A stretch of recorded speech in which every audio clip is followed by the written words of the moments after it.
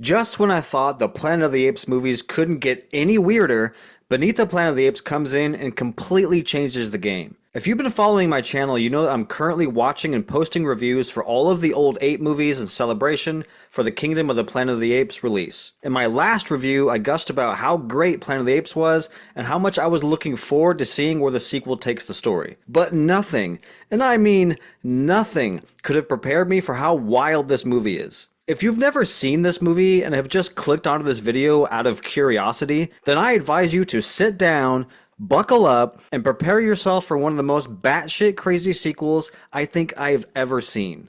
Right from the beginning, we pick up right where Apes left off, at the beach with the Statue of Liberty. Taylor rides off with Nova in search of somewhere to hang out, I guess. We then cut to an open desert and see that a second spaceship has crash landed. From here, we're introduced to astronaut John Brent, who basically looks like dollar store version of Charlton Heston. Brent just has some throwaway line about how they were the second shuttle hot on the tail of Taylor's ship. How and why is never really explained, but in the end, fuck it doesn't matter. Within moments, Nova approaches on horse without Taylor. Brent recognizes Taylor's dog tags draped over Nova's neck and asks where Taylor is. The film proceeds into a flashback involving Taylor and Nova. And here is where the film begins to plant its seed into what the fuck territory. Taylor and Nova are casually riding their horse through a canyon, and then all of a sudden, out of nowhere, a wall of flames appears and blocks their path. A wall of fire appears in this desolate canyon and blocks their path.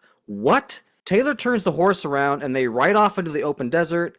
Then, almost immediately, the most accurate and convincing lightning storm in the history of cinema lands upon Taylor and Nova. Following the authentic lightning storm comes a massive earthquake that splits the ground in two, forcing Taylor to turn back once more. Tired of these incredibly nonsensical random events, Taylor tells Nova to ride back to the ape village and search for Zira and Cornelius. But before Nova takes off, she watches as Taylor slowly approaches a rock wall, attacks it, and then falls into the wall, completely disappearing and vanishing without a trace. What the fuck is going on? What the fuck is this? The film cuts out of the flashback back to Nova and Brent. Nova takes Brent to the ape village, and there they witness the general of the guerrilla army declaring that he wants to invade and conquer the Forbidden Zone. Then we're just gonna kinda yada yada yada the rest for a minute. Brent meets Zira, Brent and Nova take off into the Forbidden Zone in search of Taylor, and the guerrilla army also takes off hot on their heels. Now to be honest, for the first 20 minutes or so, I thought to myself, oh great, here we go. Just another sequel that's gonna retread the same story beats as the film that came before it. But I was wrong.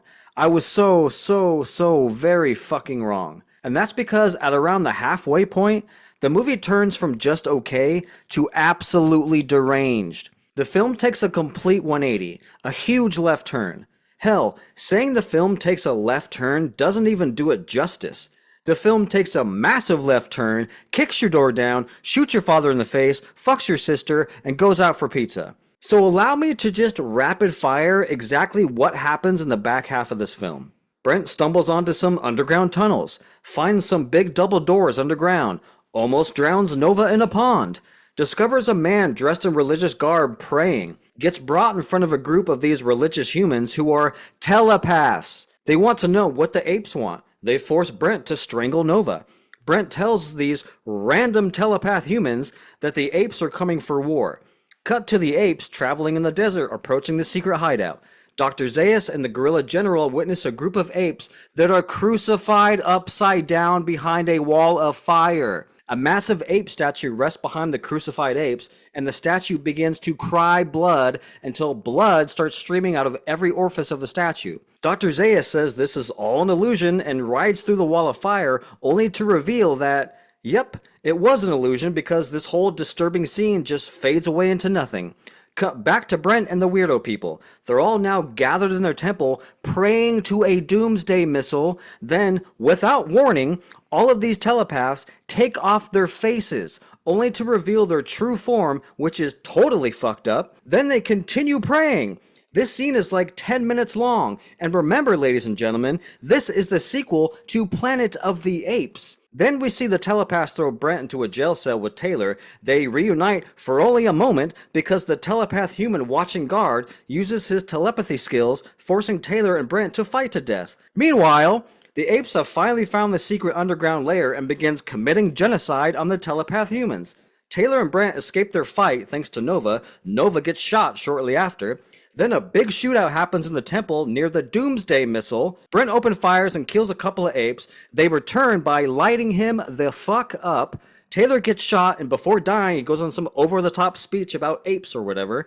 With his last breath, Taylor reaches out and activates the Doomsday device. The screen goes white, and a random narrator comes in and says something like, "And with that, the world is no more." Cut to credits. Is this secretly the greatest film of all time? Now, obviously this is not the greatest film of all time, but if I were Citizen Kane, I'd be shaking in my boots. If you haven't figured it out yet, I think this movie fucking rules. It's a W. It slaps. It's a banger. This movie really swings for the fences, and boy was I along for the ride. This movie completely subverted my expectations and delivered one of the most insane, wacky sequels I've ever seen. Is it stupid? Of course it is, but stupid in a good way. It's so stupid, I just kind of love it. Now I know there's probably people out there that are like, this movie is horrible, this movie ruined the franchise, how can anyone even like this? And to those people I say, did you not hear anything I just fucking said?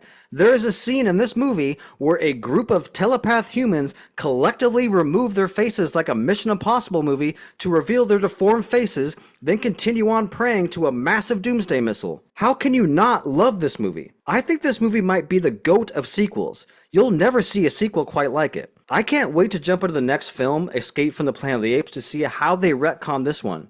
But I will say to you, Escape from the Planet of the Apes, you got some pretty big shoes to fill, because Beneath the Planet of the Apes, it rules.